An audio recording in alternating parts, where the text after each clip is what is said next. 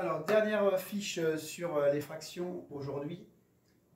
Travail pour les CM1, CM2, ça on l'a déjà fait. Il faut soit écrire la fraction en lettres, soit en chiffres. Tout simplement ici, on regarde le premier chiffre, le numérateur, c'est 3. 3, on a bien 4 en bas. On se rappelle que sur les fractions, on appelle ça des quarts. Donc, quart. Si il y a 3 quarts, on se rappelle, on met un S à quart. Comme quand on parle de 3 voitures, on met bien un S à voiture. 3 quarts, on met un S à quart. Ici, c'est l'inverse. On vous donne la fraction en lettres, il faut l'écrire en chiffres. Donc, tout simplement, 17, ok, ça va être le numérateur. 17 millièmes, c'est 17 sur 1000. On entend millième, on entend 1000, donc ça se lit 17 millièmes. Je vous laisserai faire donc les CM1, CM2, les autres fractions. L'exercice du bas de page, c'est que pour les CM2, alors, où il faut comparer les fractions. Donc pour comparer les fractions, c'est simple.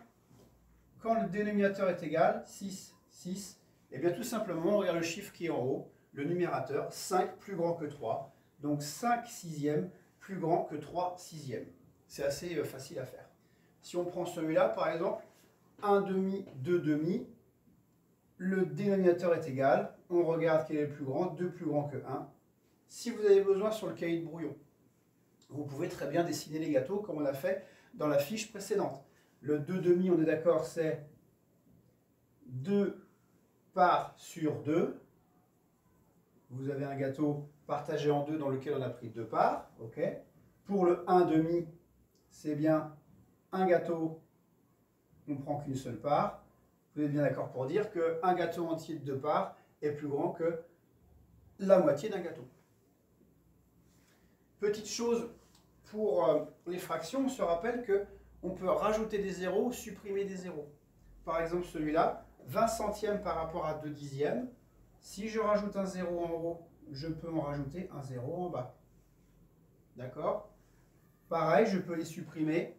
Si je supprime un 0 en haut, je supprime un 0 en bas.